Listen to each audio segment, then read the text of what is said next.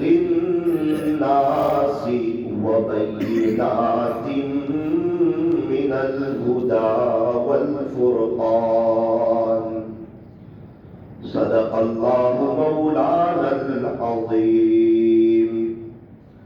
وقال النبي صلى الله عليه وسلم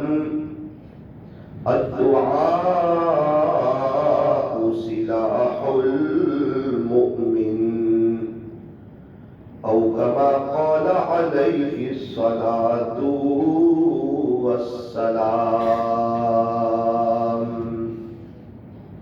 محبت سے درود پاک پڑھ لیجیے.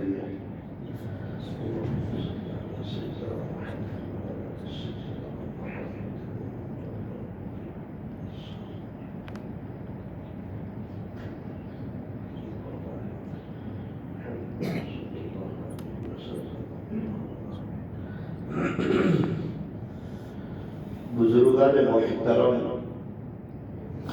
اور عزیز نوجوانوں، الحمدللہ ثم الحمدللہ، اللہ تعالیٰ نے ہم لوگوں کی دعا قبول فرمائی.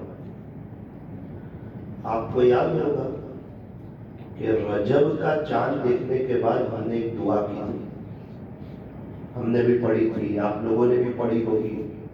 وہ کیا دعا تھی؟ اللہم بارک لنا فی رجب و شعبان وبلغنا رمضان. پیارے اللہ، ہمیں رجب اور شعبان میں برکتیں عطا فرما، اور جب آپ نے ہمیں رجب تک پہنچایا تو اب آپ ہمیں رمضان تک پہنچا ہی دیجیے. الحمدللہ ثم الحمدللہ، اللہ تبارک و تعالیٰ نے اپنا فضل فرمایا، کرم فرمایا، ہم پر رحم فرمایا اور رمضان کا مبارک مہینہ عطا فرمایا. یوں فرمایا کہ رمضان کا مہینہ یہ بڑی عظمتوں والا مہینہ ہے، بڑا مبارک مہینہ ہے، بڑی برکتوں والا مہینہ ہے. اور رمضان کے مہینے میں اللہ بہت خوش ہوتے ہیں. کتنے خوش ہوتے ہیں؟ اللہ تعالیٰ چاہتے ہیں کہ سبھی کی مغفرت ہو جائے، اللہ تعالیٰ سب کو معاف کرنا چاہتے ہیں. کیا بہترین نظام چلایا. رمضان کا مہینہ شروع ہوا اور جہنم کے دروازے بند کر دیا. یہ جہنم کے دروازے بند کر دیا، اپنے بندوں کو عذاب نہیں دینا چاہتا. اللہ اکبر. اور جنت کے سارے دروازے کھلوا دیے اور کئی لوگوں کو روزانہ جہنم سے بچاتے ہیں اور جنت عطا فرماتے ہیں. اللہ تعالیٰ اتنے خوش. اب ہمیں کون پریشان کرتا ہے؟ شیطان روکتا ہے، فجر کی نماز نہیں پڑھنے دیتا، نیک کام نہیں کرنے دیتا، موبائل کا غلط استعمال ہو جاتا ہے، گناہ ہو جاتے ہیں. اللہ نے کہا رمضان کا مہینہ ہے، میرے بندوں کو روزے رکھنے ہیں، تراویح پڑھتی ہے. تو اس طرح پریشان کرے گا تو کس طرح کام چلے گا؟ سارے سرکش شیاطین کو بھی قید کرے گا، ان کو بھی قید کرے گا. یوں فرمایا جب رمضان کا مہینہ آتا ہے تو آسمان کے دروازے کھول دیے جاتے ہیں، جنت کے دروازے کھول دیے جاتے ہیں، جہنم کے دروازے بند کر دیے جاتے ہیں اور سرکش شیاطین کو قید کر لیا جاتا ہے. یہ سب کیا بتا رہا ہے؟ کہ اللہ تعالیٰ ہمیں نوازنا چاہتے ہیں. رمضان میں بطور خاص اللہ تعالیٰ ہمیں عبادت کرتے ہوئے دیکھنا چاہتے ہیں کہ ہم زیادہ سے زیادہ اللہ کی عبادت کریں اور اپنے اللہ کو راضی کریں. اب ہم سب کو کہا روزہ رکھو، اور ماشاءاللہ مسلمانوں کا ایک بڑا طبقہ روزہ رکھ رہا ہے. جو دین پر چل رہے ہیں وہ بھی رکھ رہے ہیں، جو صحیح معنوں میں نہیں چل رہے ہیں وہ بھی رکھ رہے ہیں، جو اللہ کے راستے میں وقت لگاتے ہیں وہ بھی رکھ رہے ہیں، جو نہیں لگاتے وہ بھی رکھ رہے ہیں. کتنے لوگ ایسے ہیں کہ رمضان کے علاوہ ان کی فجر کی نماز بھی نہیں ہوتی، فرض نماز چھوٹ جاتی ہے، وہ ماشاءاللہ وہ بھی روزہ رکھ رہے ہیں. اللہ تعالیٰ سب کو توفیق دے رہا ہے. یہ اللہ تعالیٰ کی بہت بڑی توفیق کی بات ہے. اب کیا ہوگا روزے میں ہم کو تو نہیں معلوم، ہم کو تو لگ رہا ہے کہ ہم بھوکے پیاسے رہ رہے ہیں، لیکن یاد رکھنا روزے کا ثواب بہت عجیب اور غریب ہے. اور روزے رکھنے والوں سے اللہ کتنی محبت فرماتے، کتنا پیار فرماتے. ایک جملہ ہے، اس سے آپ اندازہ لگائیں کہ اللہ تعالیٰ کو روزداروں سے کتنا پیار ہے. اللہ تعالیٰ یوں کہتے ہیں کہ روزدار کے منہ کی بدبو، کوئی آدمی جلدی بدبو کی بات نہیں کرتا، خوشبو کی بات سب کرتے ہیں. اور اللہ تعالیٰ کو دیکھو بندوں کا پیار بتا رہے ہیں کہ تمہارا روزہ رکھنا، تمہارا دین کی خاطر بھوکے پیاسے رہنا اور جیوا سے بچنا، یہ اللہ کے نزدیک کتنا پسندیدہ ہے. یوں فرمایا کہ روزے دار کی منہ کی بدبو اللہ کے نزدیک مشک سے بھی زیادہ پسندیدہ ہے. یہ وہ مشک نہیں جو ہم 100 روپے کا پاؤ تولا لے کے لگاتے ہیں، وہ نہیں. یہ خالص مشک، اوریجنل مشک جو 4.5-5 لاکھ روپے کی قریب کا تولا آتا ہے، ہیرن کے نافے سے نکلتا ہے. اور جنت کا جو مشک ہوگا نا، اس سے بھی اللہ کے نزدیک روزے دار کی منہ کی بدبو اللہ کو زیادہ پسند ہے. جب روزے دار کی منہ کی بدبو اتنی پسند ہے تو روزے دار خود کتنا پسند ہوگا. روزے رکھنے والوں سے اللہ کو کتنی محبت ہوگی، کتنا پیار ہوگا. اللہ کا شکر ہے کہ ہمیں زندگی بھی ملی، سانس بھی چل رہی ہے، رمضان کا مہینہ بھی ملا، اور اللہ تعالیٰ نے ہم کو روزے رکھنے کی توفیق بھی عطا فرمائی. اور روزے کے ساتھ اللہ کی مدد بھی ہوتی ہے.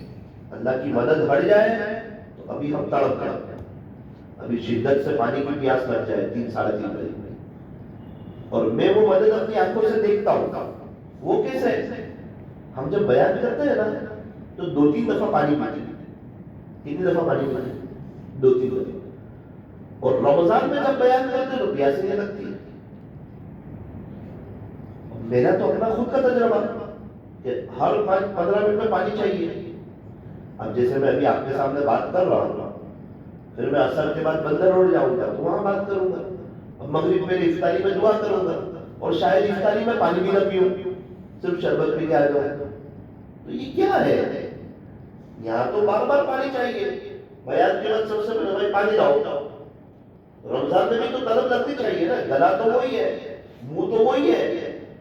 بھائی اللہ کی مدد بہت بڑی چیز ہے. ہم سمجھتے ہیں نا ہم نے روزہ رکھ لیا، یہ اللہ کی مدد ہے تو ہم رکھ رہے ہیں.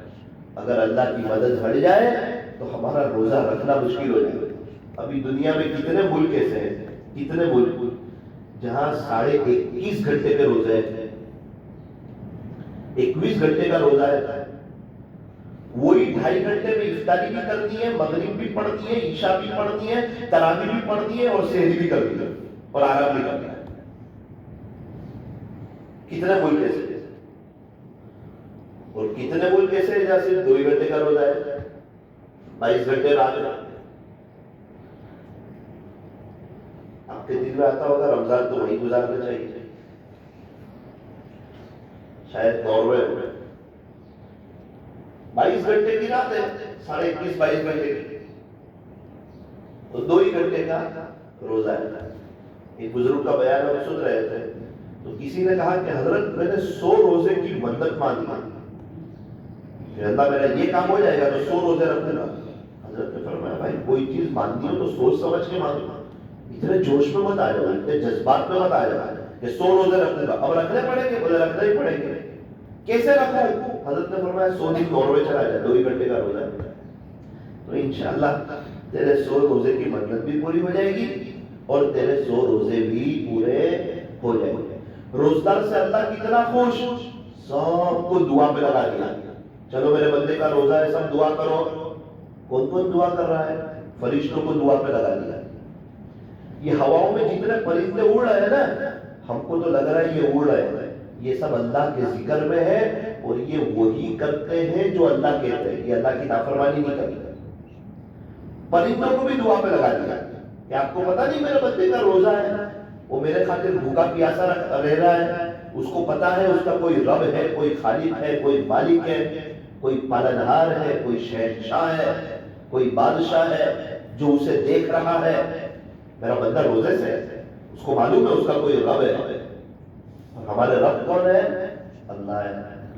مولانا ہم نے اللہ کو تو دیکھا نہیں. جستجو یار میں کوئی رہبر ملتا نہیں، جستجو یار میں کوئی رہبر ملتا نہیں، میں اس پر فدا ہوں جسے میں نے دیکھا نہیں. ہر چیز دیکھنا ضروری نہیں ہے. ہم نے امریکہ کہاں دیکھا ہے؟ کینیڈا کہاں دیکھا ہے؟ پاناما کہاں دیکھا ہے کہ نہیں؟ میں کہوں امریکہ نہیں ہے، آپ بولیں گے مولانا کی عقل میں کمی ہے. دنیا والے بتا رہے، نقشہ بتا رہے امریکہ ہے. دنیا کا نقشہ بتاوے تو امریکہ یقیناً ہے. اور اللہ کے نبی کے آخرت ہے تو کیا آخرت نہیں ہے؟ آخرت یقیناً ہے. قرآن کریم میں اللہ تبارک و تعالیٰ نے ارشاد فرمایا وَبِالْآخِرَةِ هُمْ يُوقِنُونَ. اے میرے بندو، اے میری بندیوں، آخرت تو یقینی چیز ہے. آخرت تو ایک دم یقینی چیز ہے. آخرت کا دن تو آنے والا ہے. دنیا کی زندگی تو بہت مختصر سی ہے، پانی کے بلبلے کی طرح ہے، واوا جوڑے کی طرح ہے، ہوا میں رکھے ہوئے چراغ کی طرح ہے. کب زور سے ہوا چلے اور موم بتی بجھ جائے. اور یہ دنیا کی زندگی تو ہاتھ میں رکھی ہوئی مٹی کی طرح ہے، کب زور سے ہوا چلے اور یہ مٹی اڑ جائے. سانس چل رہی ہے تو یہ جہاں، اور رک گئی تو وہ جہاں. ایک سانس کا فاصلہ ہے. کتنے لوگ تھے ہمارے ساتھ تھے، گزشتہ رمضان میں تھے، ہماری آنکھیں ان کو دیکھتی تھی، ہم ان سے ملتے تھے، بات چیت کرتے تھے، ہمارا ان سے کانٹیکٹ تھا، وہ بھی مسجدوں میں آتے تھے. پھر سانس رک گئی. تو اب وہ جہاں، اب قبر کی زندگی شروع ہو گئی. اب کیا ہوگا قبر میں؟ تو کہا دو چیز ہوگی. دو چیز ہوگی، یا تو قبر جنت کا باغ بنے گی یا قبر جہنم کا گڑھا بنے گی. اس کی خبر بھی اللہ کے نبی نے دی ہے. قبر دو چیز ہوتی ہے. یوں فرمایا کہ یا تو قبر جنت کا باغ بنتی ہے یا تو قبر جہنم کا گڑھا بنتی ہے. ہر انسان دیکھ لے وہ اپنی قبر کو کیا بنا رہا ہے. اللہ کی کسی کے ساتھ کوئی دوستی نہیں، کسی کے ساتھ یاری کوئی نہیں، حسب نسب کوئی نہیں. میرا ابا یہ تھے، میرا بیٹا یہ ہے، نہیں. تو کیا ہے وہ بتا. ابو لہب تو ہمارے نبی کے سگے چچا، ایک ہی خون، ابا کے بھائی، عبد المطلب کے بیٹے، ایک ہی گھر کے، ایک ہی خاندان کے، مکہ مکرمہ کے رہنے والے، پیارے نبی کے زمانے کے. پیارے نبی کو دیکھ رہے ہیں، چاچا ہے چاچا. یہ نہیں چلتا، آپ چاچا ہے، آپ کون ہے وہ نہیں. اللہ کو مانا، اللہ کے نبی کی مانی تو آپ کامیاب ہیں، ورنہ آپ جو بھی ہو آپ ناکام. اللہ کے یہاں رشوت نہیں چلی، اللہ کے یہاں چالاکی نہیں چلی. وہاں تو جو جیسا کرے گا ویسا پائے گا. اللہ تعالیٰ اپنے بندوں پر ذرہ برابر بھی ظلم نہیں کرے گا. پھر کیا ہوگا؟ ابو لہب ہمیشہ ہمیشہ کی جہنم، سخت ترین عذاب ہوگا. اللہ کے نبی کے چاچا تھے، وہ اللہ کے نبی کی ماں نے تو کامیابی دی، چچا ہو کے کامیابی نہیں ملے گی. اب ہم یوں کہیں کہ ہمارے یہاں وہ نیک ہے، یہ نیک ہے، تو ہمیں کیسے کامیابی ملے گی؟ تبت یدا ابی لہب وتب. ابو جہل بھی قریبی رشتہ دار ہے، مکہ مکرمہ کے چودھری ہے، بہت مالدار آدمی ہے، نامچین آدمی ہے. ان کی بات چلا کرتی تھی ابو جہل میں. ابو جہل بھی ناکام، سخت ترین عذاب ہوگا. اور بلال حبشی رضی اللہ عنہ نہ تو خاندان کے ہیں، نہ تو رشتہ دار ہیں، نہ تو مکہ مکرمہ کے رہنے والے ہیں، نہ تو کوئی مالدار آدمی ہے، کسی کے غلام ہے، اور شکل میں بظاہر کالے رنگ کے ہیں. لیکن بلال کا تو بڑا اونچا مقام ہوگا. کیوں؟ بلال کے پاس ظاہری چیزیں تو کچھ نہیں ہے، لیکن اندر سے وہ عاشق رسول ہے، اللہ کے نبی کا دیوانہ ہے. اللہ تعالیٰ تو اندر سے دل دیکھتا ہے. ہمارے نبی جب سواری پر جنت میں جا رہے ہوں گے تو آپ کو پتا ہے نا، وہ سواری کی نکیل جس کے ہاتھ میں ہوتی ہے نا، رسی، وہ آگے ہوتا ہے، سواری پہ بیٹھنے والا پیچھے ہوتا ہے. تو ہمارے نبی صلی اللہ علیہ وسلم کی جب جنت میں جانے کا وقت آئے گا اور وہ سواری آئے گی، ہمارے نبی اس میں تشریف فرما ہوں گے. اب سب کی نگاہیں ٹک ٹکی باندھ کر دیکھے گی کہ یہ نکیل پکڑ کے جنت میں کون جاتا ہے. لوگ سمجھیں گے شاید حضرت ابو بکر کا اعلان ہوگا، حضرت عمر کا اعلان ہوگا، بڑے بڑے کبار صحابہ ان کا اعلان ہوگا. اتنے میں تو اعلان ہوگا بلال حبشی آئے اور حضور کی نکیل پکڑ کے جنت میں لے جایا ہے۔ یہاں تو وہ دیکھا جاتا ہے کس کی زندگی میں دین تھا، کس کے پاس اپنے اللہ کا تعلق تھا، کون عاشق رسول تھا، کون پیارے نبی کی سنتوں کا دیوانہ تھا، کون پیارے نبی کی سنتوں پر مر مٹنے والا تھا، کس کی زندگی سنتوں کے مطابق تھی۔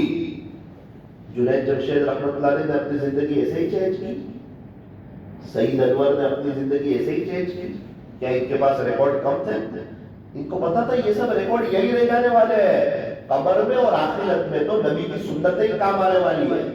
اسی لیے اپنا چہرہ بھی سجایا، اسلامی لباس میں بھی آئے اور امت کو اللہ کی طرف بلا رہے ہیں اور کہہ رہے ہیں پہلے ہم سارے ریکارڈوں میں اور انٹرنیشنل ہم کھیل رہے تھے، دنیا بھر میں ہم گھوم رہے تھے، اندر بے چینی تھی، اندر سے ہم پریشان تھے اور ہم حالاتوں میں اور تکلیفوں میں تھے اور ہمارے مسئلے حل نہیں ہو رہے تھے۔ جب ہم اللہ کے دین کی طرف آئے، سادگی میں آئے، ہمارے مسئلے حل ہو گئے، ہماری پریشانیاں دور ہو گئی، چین سکون مل گیا۔ کتنے حج عمرے کر رہے ہیں آپ شاید سوچ بھی نہیں سکتے، کتنی مرتبہ سفر ہوتا ہے تو سعید انور بھی آئے گا، کتنے لوگ عمرے میں سے آتے بولے سعید انور بھی آئے گا، کتنے ملک والے کہتے سعید انور ہمارے وہاں آئے تھے، مولانا کیا بیان کیا، کئی نوجوانوں کی زندگیاں چینج ہو گئی۔ ان کے زمانے کے اور بھی کرکٹر تھے، ان کو بات سمجھ میں نہیں آئی، ان کو الحمدللہ بات سمجھ میں آئی، اللہ نے پوری دنیا میں ان سے دین کا کام لیا۔ تو کامیابی جو ہے نا وہ پیارے نبی کی سنتوں میں ہے، وہ چاہے میں ہوں آپ ہو۔ اس کا یہ مطلب نہیں کہ میں بول رہا ہوں تو مجھے سنتوں پہ چلنے کی ضرورت نہیں، بھائی اچھا بولنا ہی کوئی کمال نہیں ہے، پنڈت لوگ بھی بہت اچھا بولتے ہیں، وہ کتنے پنڈت لوگ ہیں وہ ہمارے نبی کی شان میں ایسا بیان کرتے ہیں کہ سب رونے لگ جاتے ہیں، کیا وہ کامیاب ہے؟ وہ بات ہے، بولنا اصل نہیں، سننا اصل نہیں، اصل عمل ہے۔ اللہ تعالیٰ میرا بھی عمل دیکھیں گے اور آپ کا بھی عمل دیکھیں گے، جس میں عمل ہوگا، اخلاص ہوگا، تقویٰ ہوگا، اللہ اس کو کامیاب کریں گے۔ تو اللہ تعالیٰ روزگار سے کتنے خوش ہوتے ہیں؟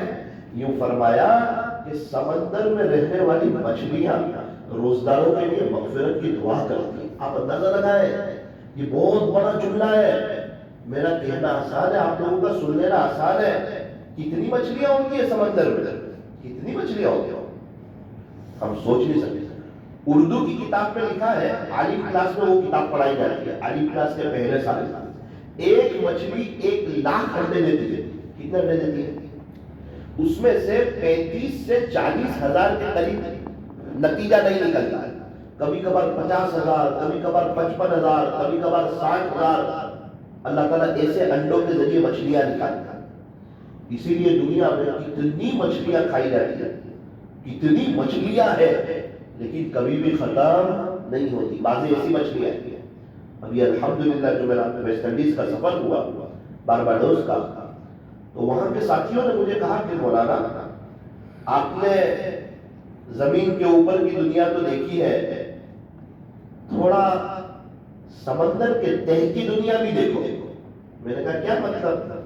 تو بولے کہ یہاں پوری دنیا میں 4 جگہ سب مرین چلتی ہے، تو یہاں بارباڈوس میں، کیریبین میں، ویسٹ انڈیز میں، سینٹرل امریکہ میں یہاں ایک جگہ ہے، یہاں سب مرین چلتی ہے۔ میں نے کہا سب مرین کا کیا مطلب ہوتا ہے؟ بولے ساری اسٹیمر پانی کے اوپر چلتی ہے، یہ پانی کے نیچے چلتی ہے، یہ آپ کو نیچے لے جائے گی 10 فٹ۔ بولے قبر کتنی فٹ نیچے ہوتی ہے؟ 8 فٹ، 10 فٹ۔ یہ آپ کو سمندر میں پانی کے اندر لے جائے گی 10 foot, 20 foot, 30 foot, 40 foot, 50 foot, یہاں تک کہ 140 سے 150 فٹ آپ نیچے پہنچو گے تو وہاں بھی نیچے ایک زمین ہے اور نیچے کی دنیا ہی الگ ہے۔ میں نے کہا وہ کیسی ہے؟ بولے وہ تو دیکھنے سے ہی تعلق رکھتی ہے۔ میں نے کہا بھائی آپ بتا دو نا تو دیکھنے جانے کی ضرورت ہی نہ پڑے۔ بولے نہیں مولانا وہ تو جانا پڑے گا آپ کو۔ اب آپ اندازہ لگائے ہمت کیسے ہو سمندر کے اندر جانے کی؟ خیر ہمت کر اب پتہ نہیں تھا کیسے جاتے ہیں، تو ہمیں اسٹیمر کے راستے سے وہ بیچ سمندر میں لے گئے، بیچ دریا میں لے گئے، اور میں نے دیکھا ہاں ایک سب مرین ہے، وہ 20% اوپر ہے، 80% پانی کے اندر ہے۔ ہماری اسٹیمر کو وہ سب مرین سے باندھا ہوا ہے بڑی مشکل سے۔ اس کے بعد دونوں اسٹیمر کو جمع کیا، دونوں بوٹ کو، اور ایک راستہ بنایا، ایک پٹیا تھا اس کو اس طرف کر دیا، اور ہمیں کہا کہ بھائی اب سب مرین میں جاؤ پانی میں۔ میں نے کہا بھائی میں تو نہیں چاہتا تھا، میرے کچھ اور لوگ جاؤ، میں بیچ میں جاؤں گا۔ اب میرا ارادہ پھر ڈگمگ ہو گیا، میں نے بولا بھائی وہ دنیا نہیں دیکھنی، ابھی یہی دنیا ٹھیک ہے۔ تو میں نے ایک شخص کو پوچھا، اس نے بولا کہ دیکھو ابھی جو یہاں آ گئے ہیں نا بیچ سمندر میں، اس کو جانا ہی ہے اور کچھ نہیں ہوتا مولانا، کیوں ڈرتا؟ میں نے کہا ڈرتا تو نہیں، اتنا معلوم کرتا ہوں جتنے لوگ گئے تھے سب ریٹرن آئے؟ بولے ہاں سب ریٹرن آئے، اللہ کا شکر ہے۔ ابھی اللہ تعالیٰ نے انسانوں کو ایسا دماغ دیا ہے، ایسی سمجھ دی ہے، ایسی ٹیکنالوجی دی ہے کہ الحمدللہ جو بھی اندر جاتا ہے وہ الحمدللہ باہر آتا ہے۔ اللہ تعالیٰ نے انسانوں کو ایسا دماغ دیا ہے۔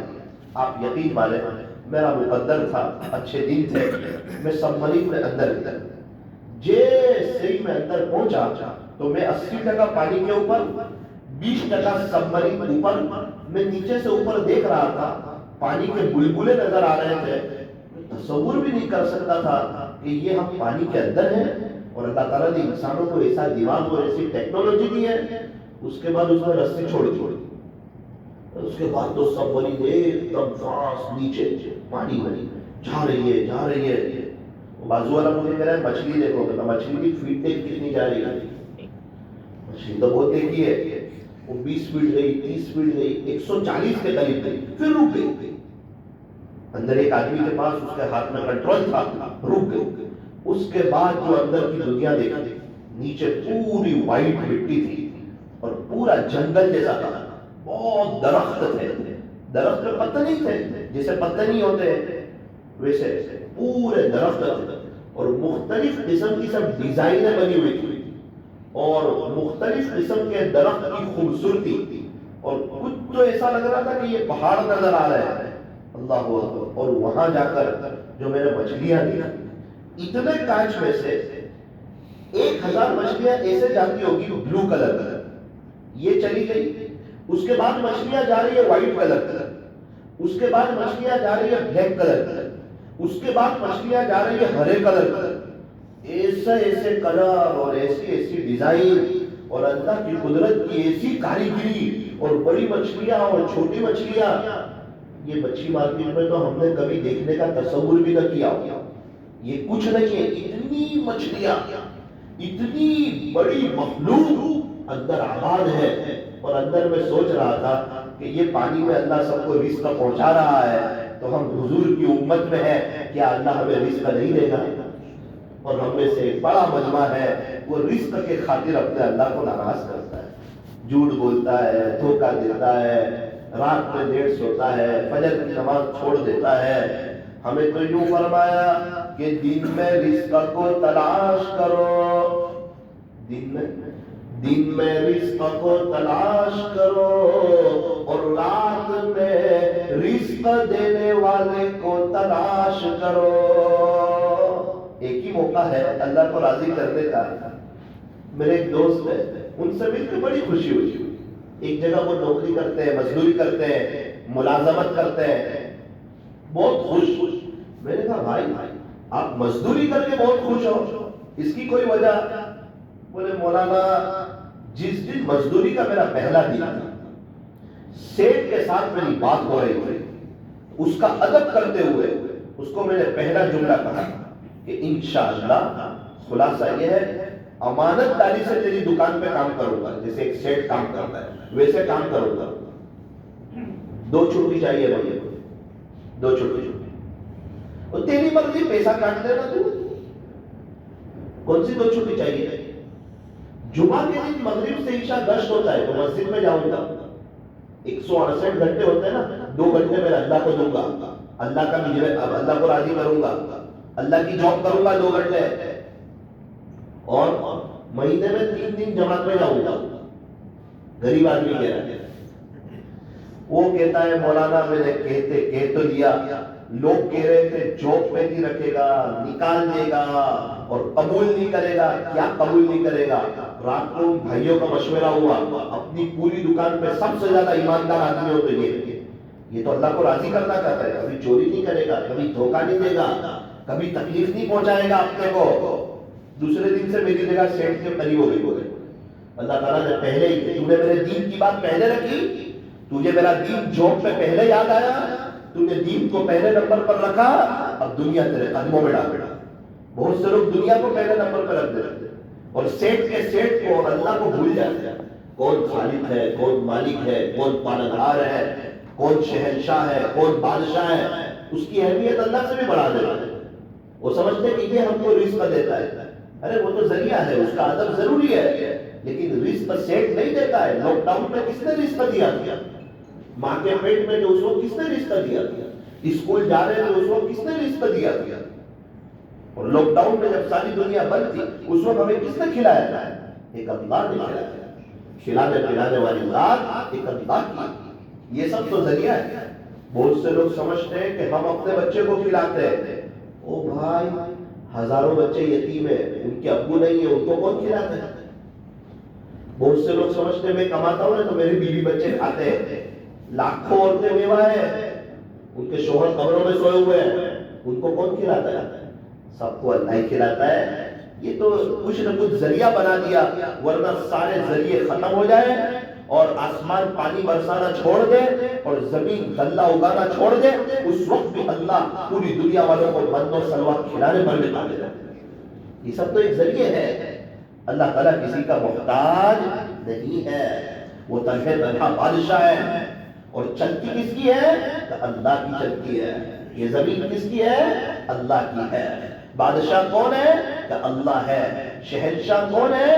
فرمایا کہ اللہ ہے. ہمیں زندگی کس نے دی؟ یحییکم, ہمیں زندگی اللہ نے دی.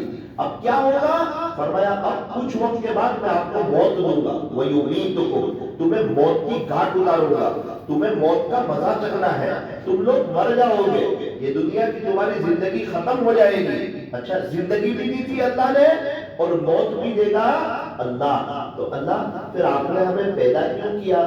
تو قرآن میں فرمایا الذی خلق الموت والحیاۃ, کہ یہ آپ کا سوال صحیح ہے. یہ زندگی اور موت کا نظام تیرے رب نے چلایا ہے لیبلوکم ایکم احسن عملا, تاکہ تم کو چیک کروں کہ تم میں سے اچھے اعمال کون کر کے آیا ہے. کون میرا ہے, کون نفس و شیطان کا ہے, کون اللہ کے نبی کا ہے اور کون ہیرو اور کرکٹروں کا ہے, کون اپنے گھروں میں دینی ماحول قائم کرتا ہے اور کون اپنے گھر میں دنیا کو بسا کے آ جاتا ہے. چیک کرنا چاہتا ہوں کہ تم میں سے اچھے اعمال کون کرتا ہے. اللہ مر جائیں گے پھر معاملہ ختم ہو جائے گا؟ پھر تو شروع ہوگا. والبعث بعد الموت, تیرا اللہ مرنے کے بعد دوبارہ زندہ کرے گا. اگر کوئی انکار کرے تو فوراً کافر بھی ہو جائے گا اور اس کا نکاح بھی ٹوٹ جائے گا. یہ تو ایک دم اٹل بات ہے, پکی بات ہے. بمبئی جا کے آتے رات میں ابا حساب مانگتے تو تم کو پوری زندگی دی, ہاتھ, آنکھ, پیر, ناک, کان, زبان, دل, دماغ, رہنے کے لیے گھر, پنکھا, فریج, ٹھنڈا پانی, واشنگ مشین, جوس مشین, اور یہ تم کو صحت, یہ سب دی تو کیا اللہ نہیں پوچھے گا کہ آنکھوں کا کیسا استعمال کیا؟ ان السمع والبصر والفؤاد کل اولئک کان عنہ مسئولا. اللہ اکبر کبیرہ. ہم تو جیتے ایسے جیسے مرنا ہی نہ ہو اور مر ایسے جاتے ہیں جیسے کبھی جیے ہی نہ ہو. کیا ہے, چلتا ہے, چلتا نہیں ہے بھائی.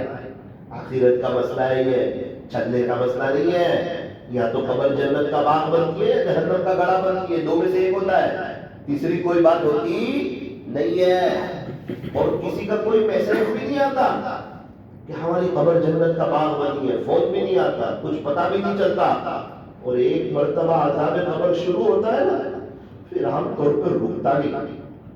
اللہ تعالیٰ ہماری حفاظت کرے. اللہ کے نبی صلی اللہ علیہ وسلم کی آپ دعا دیں, اللہ کے نبی بخشے بخشائے ہیں, آپ ان کی دعا پہ غور کرو. بار بار دعا ہے, اللہ عذاب قبر سے بچا, عذاب قبر سے بچا. حالانکہ اللہ کے نبی وہ ہم کو سکھانا چاہ رہے ہیں کہ آپ مانگو اللہ سے کہ اللہ عذاب قبر سے بچا لے. ایگزام میں صحیح لکھنے والا پاس ہوتا ہے اور غلط لکھنے والا فیل ہوتا ہے. یہ سر لوگ ہوشیار ہے, صحیح لکھنے والے کو پاس کرتے ہیں. یہ سروں کا رب ہے, وہ ہوشیار نہیں ہے.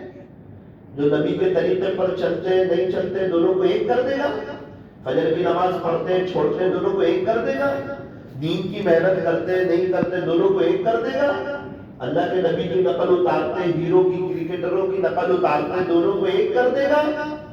فَنَجْعَلُ الْمُسْلِمِينَ كَالْمُجْرِمِينَ، فرما بردار اور نافرمان تو کبھی بھی برابر نہیں ہو سکتے۔ فَنَجْعَلُ الْمُسْلِمِينَ كَالْمُجْرِمِينَ، کیا تمہارا خیال ہے یہ فرما بردار اور نافرمان دونوں کو برابر کر دوں گا؟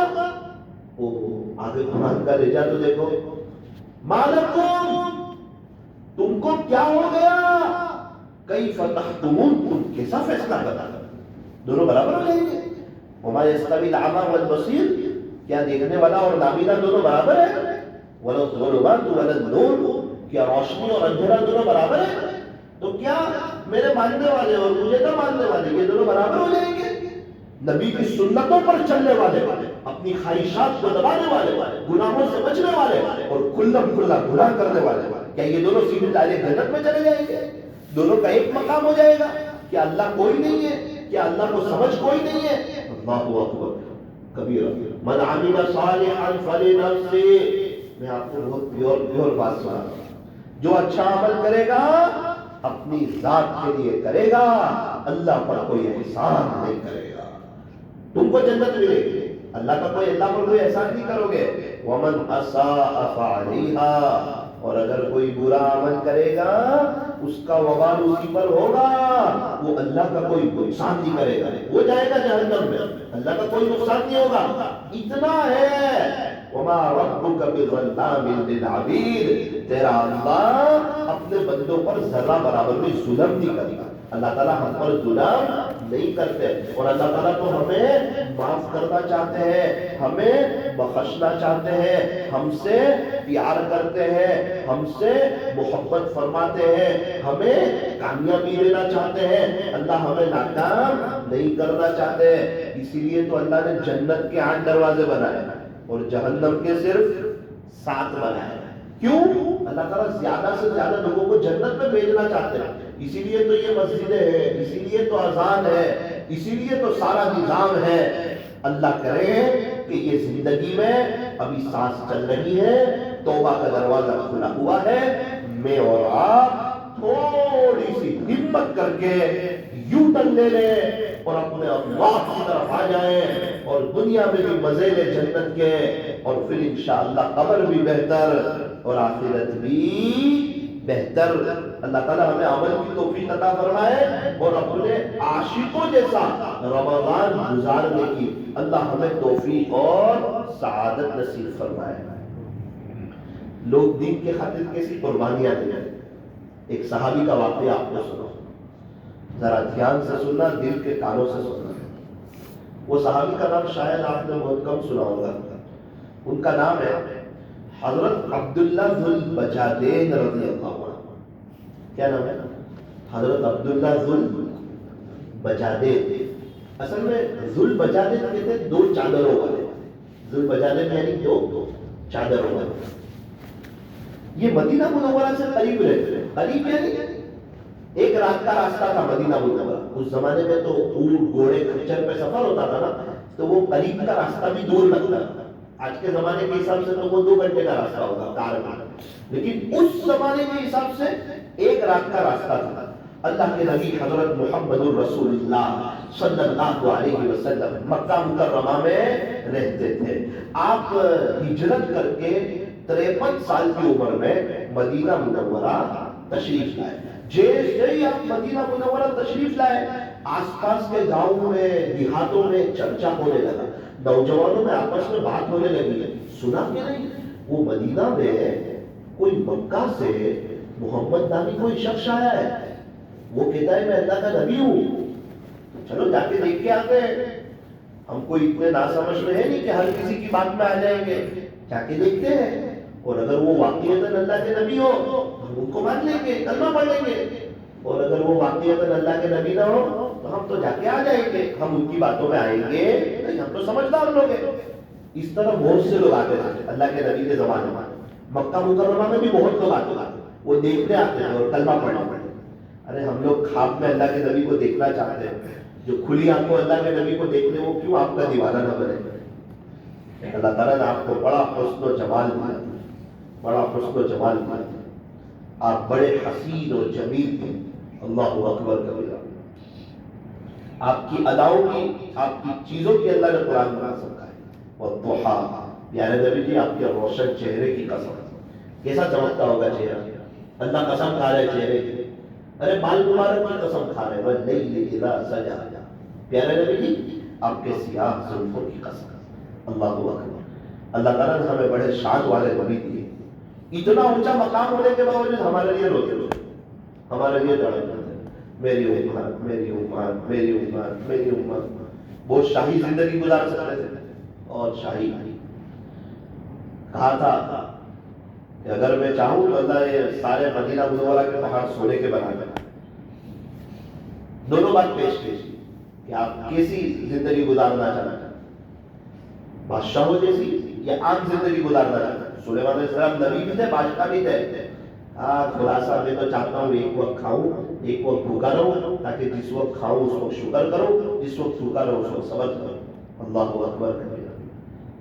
سلام اس پر کہ جس کے گھر میں نہ سونا تھا نہ چاندی تھی، سلام اس پر کہ ٹوٹا بوریا جس کا بچھونا تھا۔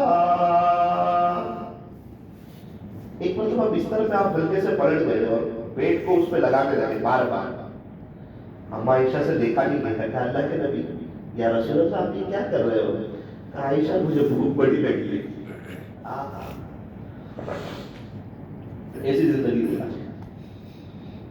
اما عائشہ کہتی ہے کبھی کبھار 2-2 3-3 4 گزر جاتے تھے، گھر میں چولہا بھی جلتا تھا، 2-2 3-3 مہینے گزر جاتے تھے، ایسی زندگی گزاری۔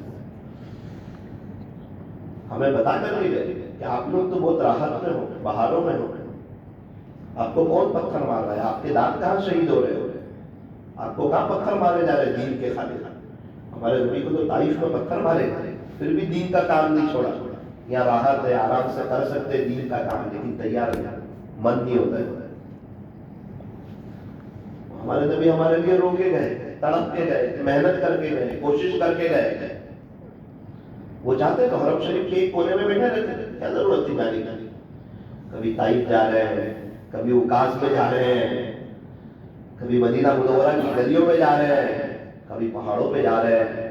جہاں ہفتہ والی بازار لگتا تھا، جیسے ہمارے اتوار بازار لگتا ہے، اللہ کے نبی وہاں بھی چلے جاتے تھے، 8-12 دعوت دیتے تھے، دعوت۔ ایسے ہی کہا کہ نبیوں والا کام ہے، یہ بڑا اونچا کام ہے، دعوت و تبلیغ کی مبارک ہے۔ اس کی سادگی نے امت کو دھوکے میں ڈال رکھا ہے۔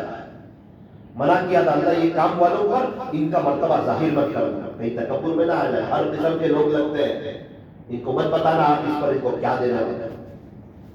میری آنکھوں نے دیکھا ہے 10 پرانے ساتھی ہیں، اس میں 7 کے بچے حافظ عالم ہیں۔ کوئی بھی شہر میں چلے جاؤ جہاں آپ کو بڑے بڑے علماء نظر آئیں گے تو غور کرنا ان کے ابا دعوت و تبلیغ کے ذمہ دار ساتھی ہوں گے۔ ہاں وہ دین کے خاطر محنت کر رہے ہیں، کوشش کر رہے ہیں، راتوں کو چٹائیوں میں سو رہے ہیں اور تہجد میں ان کے خدا کے سامنے رو رہے ہیں۔ اللہ ان کی نسلوں میں ہیرے اور مال پیدا کرے گا، اللہ ان کو ضائع نہیں کرے گا، اور سب خوشحال ہے، سب کے چہرے پہ آپ کو سکون کے آثار ملیں گے، اور سارے ذمہ دار ساتھی آپ کو اسلامی لباس میں اور اسلامی کلچر میں ملیں گے۔ اور اکثر دین کی محنت کرنے والوں کے بارے میں پوچھ لینا، ان کی موت کے وقت آپ کو پتا چلے گا یہ کلمہ پڑھ کے گئے۔ ان کی لائف میں تو نہیں پتا چلتا، لیکن اس پہ اللہ تعالیٰ ان کو اجر عظیم دے۔ دین کی محنت کو کبھی بھی پیٹ نہیں بتانا، دین کی محنت بڑی عظیم محنت ہے۔ دین کو پہلے نمبر پر رکھنا، دنیا کو دوسرے نمبر پر رکھنا، یہ دنیا آپ کے قدموں میں ہے۔ اور اگر دنیا کو پہلے نمبر پر رکھو گے اور دین کو دوسرے نمبر پر رکھو گے تو خدا دنیا کے حوالے کرے گا، دنیا میں پھانس دے گا، اور انسان تڑپ تڑپ کے سسک کے بلک بلک کے اسی دنیا میں رہ جاتا ہے۔ حضرت عبداللہ ذو المجادین رضی اللہ عنہ نوجوان صحابی ہے، نوجوان آدمی ہے، مدینہ منورہ کے قریب کسی دیہات کے رہنے والے، آپس میں باتیں ہو رہی ہے، مذاکرہ ہو رہا ہے کہ مدینہ منورہ میں کوئی محمد نامی شخص مکہ مکرمہ سے آیا ہے، وہ یہ کہتا ہے میں اللہ کا نبی ہوں، چلو دیکھ کے آئے، ان سے مل کے آئے۔ اگر بات سمجھ میں آ گئی ان کے ہاتھ پر ہاتھ دے دیں گے، اور اگر بات سمجھ میں نہ آئی واپس ریٹرن آ جائیں گے۔ بہت سے لوگ تو منع کر دیتے، جانا ہی نہیں جائیں گے۔ وہی کچھ لوگ چپکے چپکے آتے ہیں، اپنی زبان میں بولا آپ یہاں سنا رہا ہوں، یہ وہ خوش نصیب شخص تھے، یہ چپکے چپکے بچاتے بچاتے گاؤں دیہات والوں سے بچتے ہوئے یہ پہنچ گئے مدینہ منورہ، اور پیارے نبی کی زیارت کی۔ اللہ اکبر، پورا دل بھی دے بیٹھے، ایمان قبول کیا، دین کی موٹی موٹی باتیں سیکھی، اللہ کے نبی کی دعائیں لی، واپس اپنے گاؤں میں آ گیا۔ تو پہلے جو بھی ایمان لاتا تھا نا اس کو نصیحت کرتے تھے کہ بھائی آپ اپنے اسلام کو چھپا ایمان کو چھپا، کسی کو بتانے کی ضرورت نہیں آپ کو کہ میں مسلمان ہوں، آپ چلتے رہو ایمان پر، لیکن آپ اپنے ایمان کو چھپاؤ۔ انہوں نے بھی چھپا لیا کہ اللہ جانتا ہے میں مسلمان ہوں، دنیا والوں کی فہرست میں مجھے نام نہیں لکھوانا، مجھے تو اللہ کی فہرست میں نام لکھوانا ہے۔ ایک نیو مسلم ملے، مجھے کہنے لگے مولانا الحمدللہ اللہ کے ساتھ میرا بھی تعلق تھا، میں نے کہا پھر 17 سال تک تو میں نے سرکاری کھاتے میں نام بھی چینج نہیں کروایا، مجھے کسی کو کیا بتانا کہ میں مسلمان ہوں، مجھے تو اللہ کو بتانا ہے۔ ہم سمجھتے ہیں سب ایسے ہی ہے، کتنے اندر خانے اللہ کے ہوتے ہیں ہمیں پتا نہیں ہوتا، یہ تو جب ان سے ملنا ہوتا ہے، ان سے بات چیت ہوتی ہے تب پتا چلتا ہے۔ حضرت عبداللہ ذو البجاجہ بھی مسلمان ہو گئے، دیہات میں آ گئے۔ ان کے چچا جو تھے نا وہ بڑے چالاک آدمی، گاؤں کے بڑے چودھری لیڈر وڈیل جیسے تھے، انہوں نے سمجھ لیا کہ یہ محمد نامی شخص کی بات آتی ہے نا تو یہ عبداللہ کے کان بڑے کھڑے ہو جاتے ہیں، ہم لوگ سب سنتے ہیں، نارمل سنتے ہیں، اور یہ ایک دم محبت میں سنتے ہیں، کچھ دال میں کالا لگتا ہے۔ ان کو تو بہت نفرت تھی اللہ کے نبی سے، اسلام سے، ان کے چچا کو۔ ایک مرتبہ غصے میں آ گیا، پھر سوچا اگر غصہ کروں گا تو بازی بگڑ جائے گی، عبداللہ کو رکھنا ہے، مدینہ منورہ جانے دینا نہیں ہے، اس کو اسلام سے ہٹانا ہے۔ سب جمع ہو گئے، بلایا عبداللہ، جی چچا آؤ، کھڑے ہو جاؤ، کھڑے ہو جاؤ، گھر میں سب ہے، امی نے سب ہے۔ عبداللہ ایک بات پوچھتا ہوں، کیا آپ نے اسلام قبول کر لیا ہے؟ اب حضور کے صحابی ایمان تو چھپاتے تھے لیکن جھوٹ نہیں بولی تھے۔ فوراً کہا کہ چچا الحمدللہ ثم الحمدللہ، میں اللہ کا شکر گزار ہوں کہ محمد الرسول اللہ کے دیوانوں میں بھی شامل ہو چکا ہوں صلی اللہ علیہ وسلم، میں نے اسلام قبول کر لیا۔ بہت غصہ آیا، بہت غصہ آیا کہ جہاں باہر روکتا تھا یہ تو میرے ہی گھر میں، یہ کیا ہو گیا؟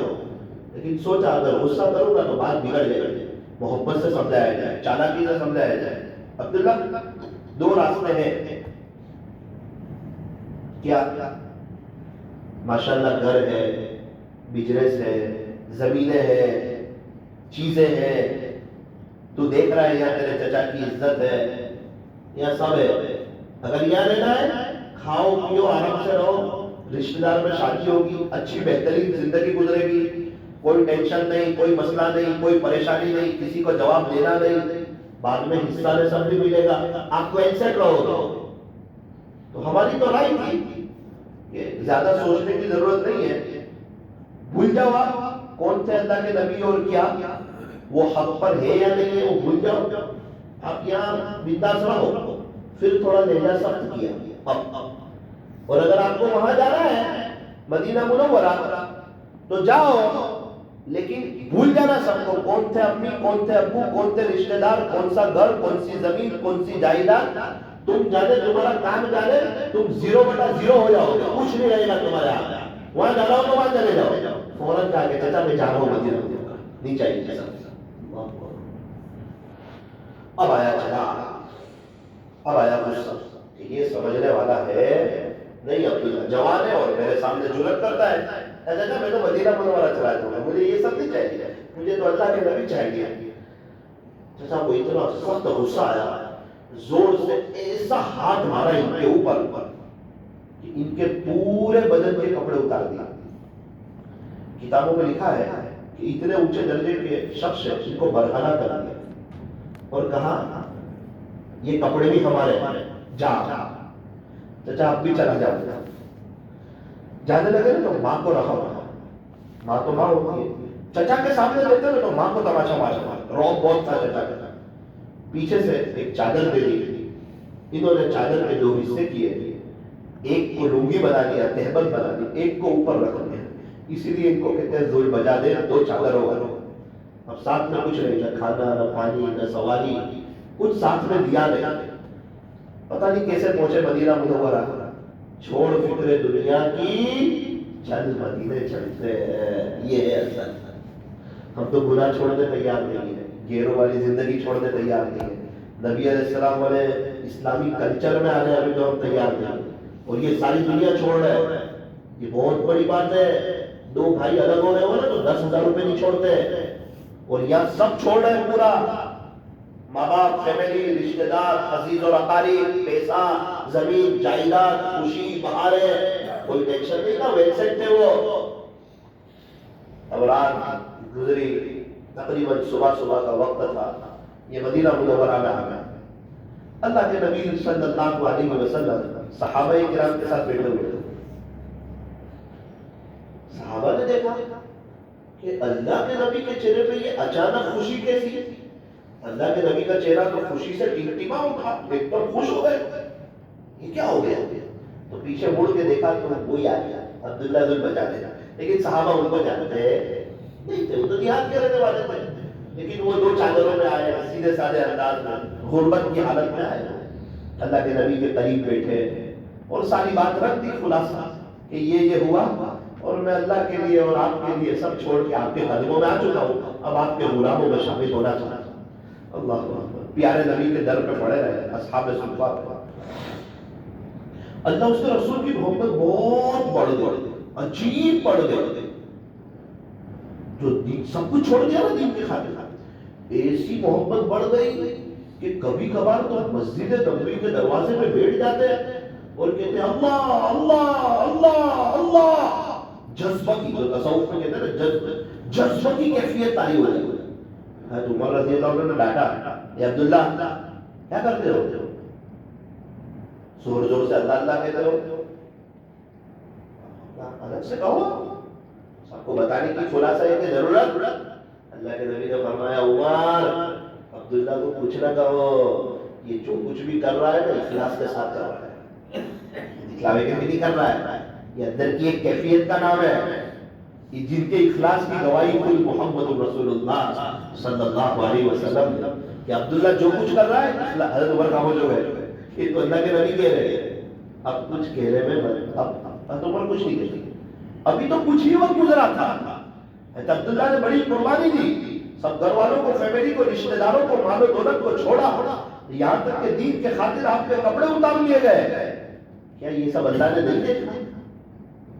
کیا اللہ نہیں دیکھ رہا ہے؟ چائے میں جتنی شکر ڈالو اتنی چائے. کھیتی کو کیا چاہیے؟ پانی. اور اللہ کے دین کو کیا چاہیے؟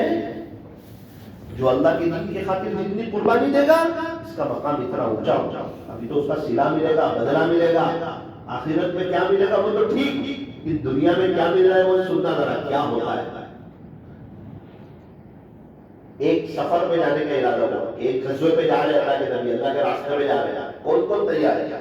عبداللہ ذل بجانے تو سرے پہلے سے وہ تو آئے تھے اللہ کے نبی, میں بھی چلو.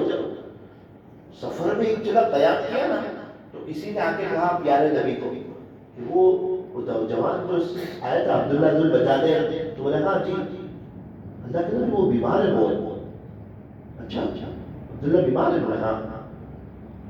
اب جب کوئی بیمار ہوتا ہے تو رشتہ دار میں عیادت کے لیے آ گیا. اب ان کے تو رشتہ دار کوئی نہیں, اور یہ تو اللہ کے نبی کے لیے سب کچھ چھوڑ کے آ گئے تھے. اللہ کے نبی حضرت ابو بکر سے کہا, ابو بکر چلو عبداللہ کی عیادت کرتے ہیں. اللہ اکبر. عیادت میں کون آ رہے ہیں؟ جو نبیوں کے سردار ہیں, اور سارے نبیوں اور رسولوں کے بعد جس کا مرتبہ ہے حضرت ابو بکر, یہ دونوں آ گئے. عبداللہ تو دین کے خاطر تو رشتہ داروں کو چھوڑا نا, دیکھ کائنات کی بڑی ہستیوں کو تیرے پاس بھیجوں گا عیادت کے لیے. جو میرا ہوتا ہے میں اس کا ہو جاؤں گا. یہ دنیا میری ہے، یہاں اللہ کی چلتی ہے. آئے تو اللہ کے نبی صلی اللہ علیہ وسلم نے دیکھا کہ یہ تو آخری سانسیں لے رہے ہیں، یعنی طبیعت تو بہت زیادہ وہ ہے، ایک دم انتقال کے قریب ہے. پیارے نبی بیٹھ گئے اور حضرت عبداللہ ذو البجالین رضی اللہ عنہ کے سر کو اپنی گود میں رکھ دیا. صحابہ تو آشش کرنے لگے، اور جیسے ہی گود کو سر میں رکھا نا، یہ سر مبارک کو جیسے ہی گود میں رکھا تو حضرت عبداللہ نے تو آنکھیں کھول دی اور اللہ کے نبی کو دیکھنے لگے. کتابوں میں لکھا ہے اللہ کے نبی علیہ السلام کا دیدار کرتے کرتے ان کی روح پرواز ہوئی. پیارے نبی کے گود میں دم توڑ دیا. اللہ کو پیارے ہو گئے، ایک دم ایک جوانی میں اللہ کے پاس آ جائے. تھوڑا سا خاموش ماحول ہو گیا. کہ سفر میں تھے، حضرت عبداللہ سے اللہ کے نبی بڑا پیار کرتے تھے، ان کا انتقال ہو گیا. مقدر کی بات ہے، ہر ایک کو جانا ہے. ایک کام کرو، ان کے دفن وغیرہ کی، قبر وغیرہ کی، غسل وغیرہ کی تیاری کرو. ایک جملہ ایسا کہا کہ قریب تھا کہ صحابہ کی چیخیں نکل جاتی. حضرت عمر تو اس میں بہت گر گئے. حضرت عمر کو یاد آ رہا تھا کہ میں نے ان کو ڈانٹا تھا کہ عبداللہ اندر یہ زور زور سے اللہ اللہ کیوں کہہ رہے ہیں، وہ یاد آ رہا تھا سب. یوں کہا کہ کفن کا کوئی انتظام مت کرنا، میں اپنا کرتا بھیجتا ہوں، اس میں ان کو کفن دے دینا. عبداللہ آپ کے کپڑے اتارے گئے تھے نا دین کے خاطر، آج محمد الرسول اللہ کے لباس سے آپ کی سب کو اللہ ٹھاک کے لاتے ہیں. جو اس کا ہوتا ہے اللہ اس کا ہوتا ہے. یہ اللہ کی چلتی ہے، یہاں سارے خزانوں کا مالک اللہ ہے، سب کنٹرول اللہ کے ہاتھ میں. ایک ہی راستہ تھا، موسیٰ علیہ السلام گزر گئے، فرعون ڈوب گیا. اس لیے کہا کہ بھروسہ کبھی بھی راستے پر مت کرنا اللہ پہ. کسی کو ایک ہی راستے سے گزروا دیتا ہے اور کسی کو ایک ہی راستے پہ غرق کر دیتا ہے. وہ بڑی طاقت والا ہے. اس کو نہ نیند آتی ہے نہ اس کو اونگ آتی ہے. ہم میں سے بھی جو اللہ کا ہو جائے گا اللہ اس کا ہوتا ہے. اور اگر کوئی نہیں ہونا چاہتا ہے، وہی اپنے گھر کا مہینے کا گھر خرچہ ہی چلانا چاہتا ہے اور اپنے بچوں کو اسکول وغیرہ پڑھا کے مر ہی جانا چاہتا ہے، اللہ کو اس کی کوئی ضرورت بھی نہیں ہے. اللہ کو ہماری کوئی ضرورت، ہمیں اللہ کی ضرورت ہے. اللہ کے نبی صلی اللہ علیہ وسلم نے اپنا کرتا ہے، اپنی چادر مبارک بنی، اس میں حضرت عبداللہ ذو البجالین کو کفن دیا گیا. اب جنازہ تیار ہے، نماز تیار ہے. کون نماز پڑھائے؟ صحابہ نے دیکھا اللہ کے نبی تشریف لائے اور جنازے کی نماز پڑھائے. اب یہاں تک کہ حضرت عمر صبر کر رہے ہیں، ابھی تک تو دیکھ رہے ہیں، برداشت نہیں ہو رہا ہے. ایک کاش عمر تو ہوتا ہے اس کی جگہ، دیکھ تو صحیح کیا مقام لے گیا عبداللہ. پتا تھا اتنے اونچے مقام والا ہے، محمد الرسول اللہ کے گود میں ان کا سر ہوگا اور اللہ کے نبی کو دیکھتے ہوئے آخری سانسیں لیں گے، اللہ کو پیارے ہوں گے. ان کی جنازے کی نماز اللہ کے نبی پڑھائیں گے، ان کے کفن اللہ کے نبی کی چادر ہوگی. آج ہمیں ایک بال مل جائے تو ہم تڑپ جائیں، یہاں پوری چادر مل رہی ہے. کیا قبر جنت کا باغ بنی ہوگی.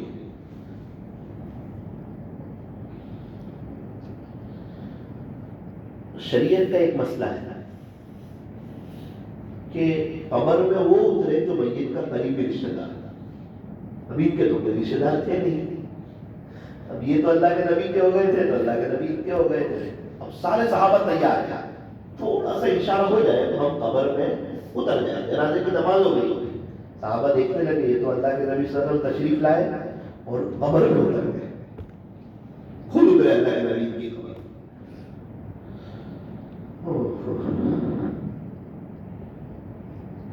اپنے بھائی کو دے دو، میرے کو دے دو، تھوڑا ان کے ادب کا خیال رکھنا، آہستہ دینا، ان کو تکلیف نہ ہوتا. صحابہ نے ان کو بڑی محبت سے اللہ کے نبی کی گود میں آ گیا. حضرت عبداللہ ذو البجالین، اے عبداللہ دین کے خاطر تجھے اکیلا کیا تھا نا، محمد الرسول اللہ کی گود میں تجھے پہنچا کے لایا. تو اکیلا نہیں تھا، اللہ تیرے ساتھ تھا. وہ سارا منظر اللہ نے دیکھا تھا. تو دین کے خاطر قربانیاں دیتا ہے اللہ. کسی کی محنت کو، کسی کی قربانی کو ضائع نہیں کرتا. وہ رنگ لاتی ہے، وہ بہارے لاتے ہیں. یہاں ایک مہینہ مزدوری کرتے تو سیٹ پیسے دیتا ہے، اللہ کے دین کے خاطر قربانی دے گا اللہ نہیں دے گا. وہ تو کہہ رہا ہے مزدور کا پسینہ خشک ہو جائے اس سے پہلے مزدوری دے دو، تو کیا اللہ نہیں دے گا مزدوری؟ حضرت عبداللہ ذو البجالین کو نیچے رکھا اور کہا اے اللہ میں عبداللہ سے راضی ہوں، تو بھی اس سے راضی ہو جا۔ ارے بس یہ جملہ کیا تھا، حضرت عمر اشش کرنے لگے، کہنے لگے عمر کاش عبداللہ کی جگہ تو ہوتا، تیرا سر حضور کی گود میں ہوتا، ان کو تو دیکھ رہا ہوتا، تیرا انتقال ہوا ہوتا، حضور کی چادر میں تجھے کفن دیا جاتا، وہ تیری جنازے کی نماز پڑھاتے، آج وہ تیری قبر میں اترتے اور وہ یوں کہتے کہ اللہ میں عمر سے راضی ہوں، تو بھی اس سے راضی ہو جا۔ اے عمر یہ کاش تیرے ساتھ سب ہوتا اور تیرا انتقال ہوا ہوتا۔ اللہ اکبر۔ یہ سب باتیں کتابوں میں ہی دفن ہے، کوئی خرید کے پڑھنے والا بھی نہیں۔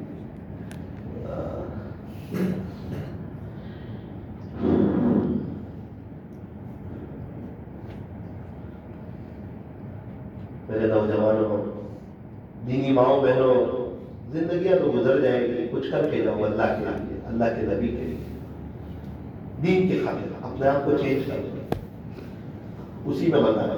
جو اللہ کا ہو جائے گا اللہ اس کا ہو جائے گا، جو ایک بارش آئے گا اللہ دو بارش آئے گا، جو چل کے آئے گا تو اللہ کی رحمت دوڑ کے اسی طرح متوجہ ہو جائے گا۔ حضرت موسیٰ علیہ نبینا وعلیہ الصلوۃ والسلام کا زمانہ ہے، کہنے لگے اللہ جو سب سے بڑا گنہگار ہے میں اس کو دیکھنا چاہتا ہوں۔ اللہ نے بتایا کہ وہاں ہے، جا کے دیکھ لیا، کتنا بڑا گنہگار ہوگا اور کتنے گناہ کیے ہوں گے، حد پار کرتی ہوگی کہ اللہ نے فرمایا کہ یہ تیرے زمانے کا سب سے بڑا گنہگار ہے موسیٰ، اپنی زبان میں سنا رہا۔ موسیٰ علیہ السلام دیکھ کے افسوس بھی کرنے لگے، کیسا اس کا نصیب ہے، کیسا اس نے اللہ کو ناراض کیا ہے۔ کچھ وقت گزرا نا تو موسیٰ علیہ السلام کے دل میں خیال آیا، گنہگار کو دیکھا تھا کوئی نیک کو بھی دے، کہ اللہ اب میرے زمانے کا جو سب سے زیادہ نیک آدمی ہے جس کی نیکیاں بہت ہے نا اس کو دیکھنا چاہتا ہوں۔ اللہ نے کہا موسیٰ فلاں جگہ ہے، جا کے دیکھ کے آ، دوسری جگہ پہ گئے، موسیٰ علیہ السلام گئے، آ کے دیکھ کے آئے، آ کے کہا کہ اللہ میں نے کہا گنہگار کو دیکھنا ہے، آپ نے بتایا میں دیکھ کے آیا، میں نے کہا